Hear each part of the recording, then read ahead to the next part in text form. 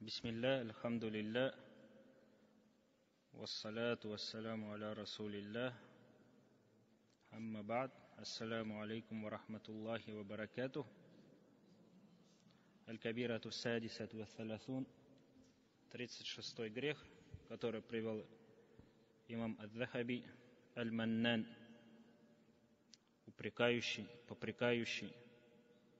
То есть человек после того, как сделал доброе дело, дал садака или оказал какую-то милость другому, попрекает его этим своим делом.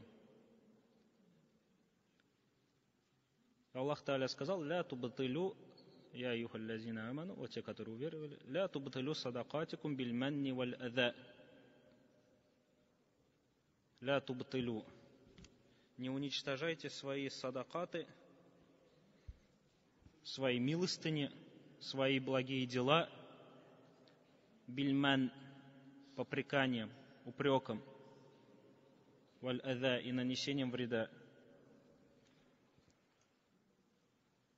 И сравнил Аллах Субханаху ва Тааля и сказал: тот, который после того, как совершил благое дело и напоминает об этом другому человеку, упрекает его этим, он подобен каллази юнфику маляху риа ан-нас, как человек, который дает свою, выплачивает, дает милостыню показухой, как показушник. Тот, который человек попрекает своим благим делом, и человек, который на показ ради людей только, ради того, чтобы только люди увидели, да, делает какие-то добрые дела, они одинаковые, говорит Аллах Субханаху ва Тааля. Им подобие, говорит, как гладкий камень, и на который садится земля. Гладкий камень, на который садится земля. И вот этот пример этим людям. Пример людям, которые делают что-то на показ или делают упрек после того, как совершили благое дело.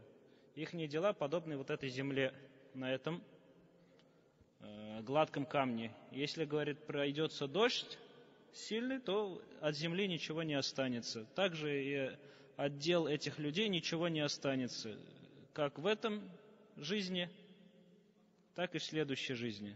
То есть эти дела пользы не принесут. Как бы они хорошо и красиво не выглядели бы, такие дела пользу не принесут.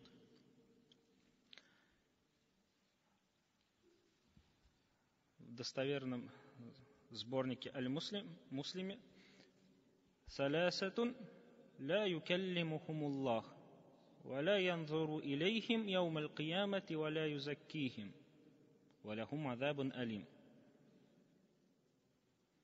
4 наказания. 3 группы людей, будет 4 наказания.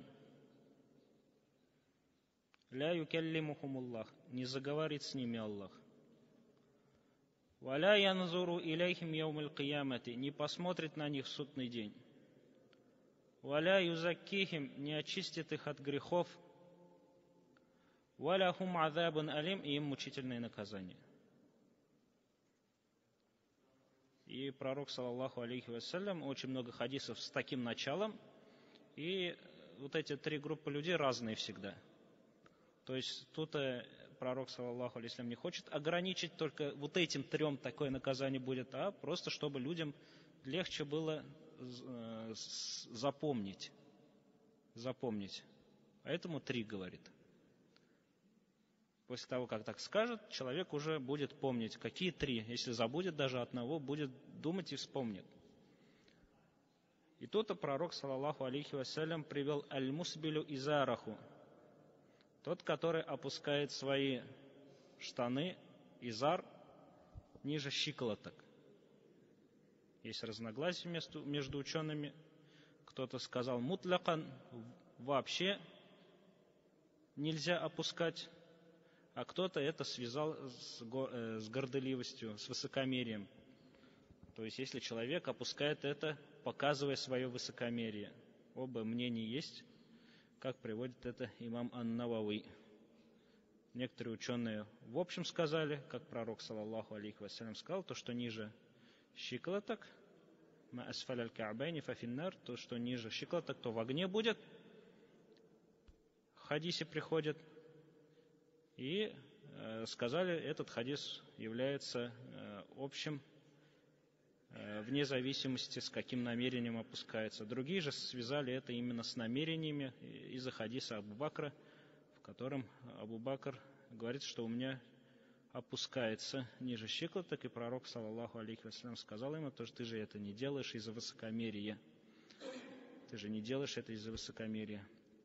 И подобно этим хадисам, другие ученые сказали, тут имеется в виду, что именно с высокомерием связано.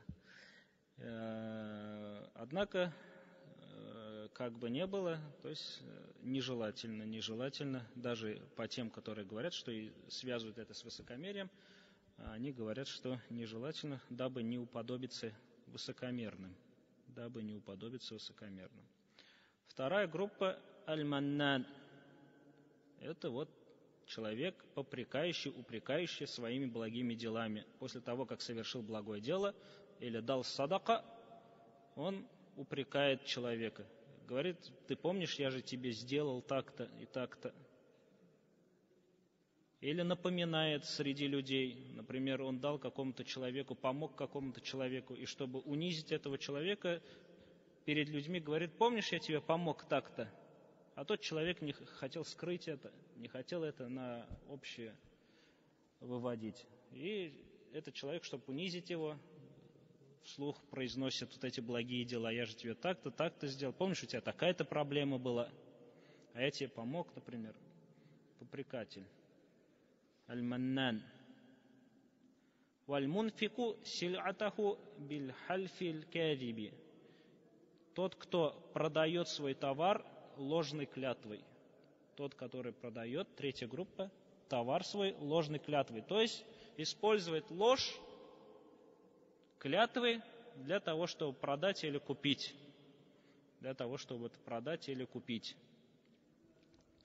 Этим трем людям пророк, саллаллаху алейхи вассалям, говорит, ля юкеллимухумуллах, не заговорит с ними Аллах. Валя янзуру илейхим яумил киямати, не посмотрит на них в судный день. Валя юзаккихим, не очистит их от грехов. Валя хум азабун алим, им мучительное наказание. То есть устрашение такое идет. Чтобы люди остерегались этих грехов. Также пророк, саллаллаху алейхи вассалям, сказал, три группы людей, салясатун,